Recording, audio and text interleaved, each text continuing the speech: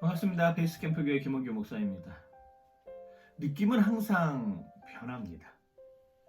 느낌과 상황과 환경은 우리에게 계속 변하기 때문에 우리는 변하지 않는 사실에 입각해서 신앙생활 해야 되는 것은 당연한 이야기일 것 같습니다. 아침에 비가 옵니다. 주일날 예배드리러 가야 되는데 비가 오기 시작하니까 짜증이 납니다. 에이, 나 오늘 교회 안 가. 이렇게 이야기하는 것은 바로 느낌으로 신앙생활 하는 것이죠. 우리 우스갯소리에 그런 이야기가 있잖아요. 아들이 어느 날 아침에 늦잠을 자기 시작을 합니다. 엄마가 들어와서 아들을 열심히, 아들아, 야, 너 교회 가야지. 조금만 더 자고요. 아들아, 야, 너 안 돼. 너 교회 가야 되잖아. 조금만 더 자고요. 아들아, 너 교회 갈 시간 다 됐어. 일어나. 나 오늘 교회 안 가면 안 돼요, 엄마? 그랬더니 엄마가 이렇게 이야기를 하는 것입니다. 야, 네가 담임 목사잖아. 뭐 목사든지 아니든지 상관없이 우리가 느낌으로 신앙생활 하기 시작하면 그게 일이 돼버리면 우리는 신앙생활 하는 데 있어서 피곤함을 느낍니다. 뭐 오늘 교회 가야 되고 오늘 그냥 편하게 그냥 지내면 되지, 이렇게 생각하는 것들은 바로 느낌에 의해서 신앙생활 하는 것이라고 할 수 있습니다. C.S. 루이스가 그 이야기에 대해서 직접적으로 그렇게 이야기를 하기 시작했습니다. 느낌은 우리의 신앙생활을 가져다 줄 수 없다. 우리는 변하지 않는 사실, 팩트를 가지고 신앙생활을 해야 된다라고 하는 것이죠. 변하지 않는 사실, 팩트가 무엇입니까? 바로 이 성경입니다. 과거에 있었던 일이나 오늘 일어나는 일들 똑같이 적용할 수 있어야 된다라고 하는 것이죠. 오늘 신명기 21장 1절에서 15절은 특별히 두 가지 사건에 대해서 우리에게 알려주고 있습니다.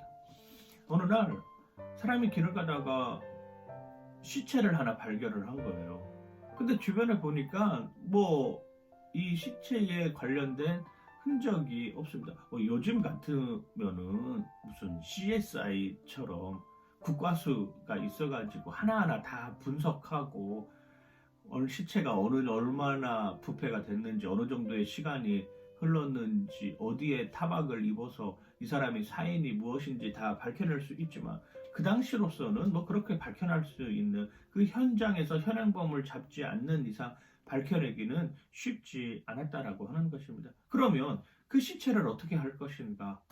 그 시체에 대해서 그냥 그렇게 방치하고 내버릴 것인가? 라고 하는 문제가 생기는 것이죠. 그럴 때 가장 가까이 거리에 있는 공동체가 그걸 책임지라라고 이야기를 합니다. 가장 가까이에 있는 성읍에 있는 사람 중에서 장로를 불러서 그 시체를 확인하고 그리고 마을로 돌아가서는 소를 잡습니다. 그리고 그 소에게 죄를 전가하고 깨끗하게 하여서 그리고 그 시체를 장사 지내는 모습을 보게 되는 것이죠. 왜 그런 일을 합니까? 말도 안 되는 이야기죠. 소에다가 대속을 한다고 해가지고 그 시체가 살아 돌아오는 것도 아닌데 왜 그렇게 할까요? 공동체가 말하자면 부지중에 살인을 당한 그 사람을 위로하겠다라고 하는 마음이 앞서지 않을까요? 그 공동체가 똑같은 인간 세상을 살아가는 사람으로서 사랑해야 된다라고 하는 것을 알려주는 이야기이지는 않을까요? 그렇게 받아들이면은 조금 더 수월하게 받아들일 수 있을 것 같습니다. 그리고 후반부에는 또 이런 사건이 나옵니다. 전쟁을 하다가 포로를 잡아왔어. 그런데 이 포로로 잡아온 사람이 여자이고 더군다나 아름다워요. 그래서 이 사람을 자기의 아내로 맞이하려고 합니다. 포로로 잡아와가지고 자기의 아내로 맞이하려고 하는데 있어서는 한편으로 생각해보면 약육강식의 사회에서 그 당시에 또 남자가 여자보다도 좀 더 많은 역량을 가지고 있는 이런 사회상을 보자면 그냥 데려오면 너 내 아내 해 라고 하면 그냥 그렇게 하면 되는 거죠. 더군다나 포로로 잡혀왔는데, 그런데 그렇게 포로로 잡혀온 여자라고 할지라도 최소한의 인간적인 도리와 인간적인 예의는 지켜야 된다라고 하는 것입니다. 어떤 방법으로 하냐면 데리고 왔어요. 한 달 동안 이 부모를 위해서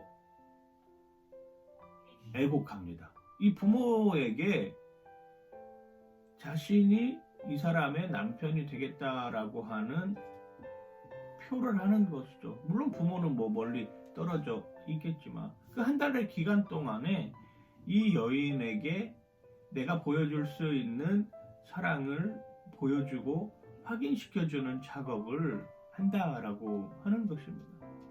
그리고 결혼을 했어. 그런데 이 여인의 입장에서는 아직도 마음에 찜찜해요. 이 남자하고 평생을 같이 살아갈 수 있는 마음이 없어. 그러면 어떻게 하냐면 그냥 돌려보냅니다.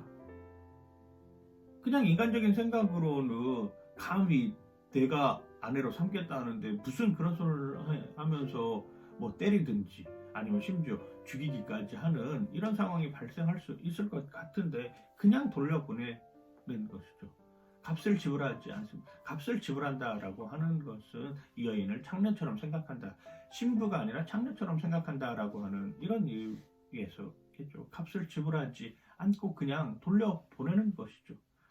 이게 공동체가 주변의 어려운 이웃들에 대해서도 똑같이 사랑을 베풀어야 된다라고 하는 이야기를 우리에게 보여주고 있는 것 아니겠습니까?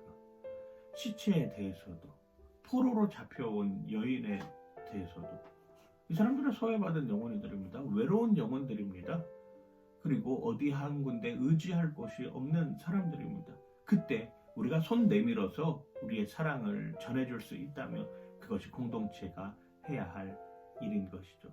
오늘 하루의 삶 속에서 나는 누군가에게 손을 내밀어 줄 수 있는 사람인가? 나는 누구에게 손을 내밀어 주고 그 손을 잡고 같이 갈 수 있는 여건이 되는지 한번 생각해보는 오늘 하루가 되었으면 좋겠습니다. 여러분들의 삶 속에서 그런 사랑이 실천되길 주님의 이름으로 간절히 축원하고 축복합니다. 파이팅!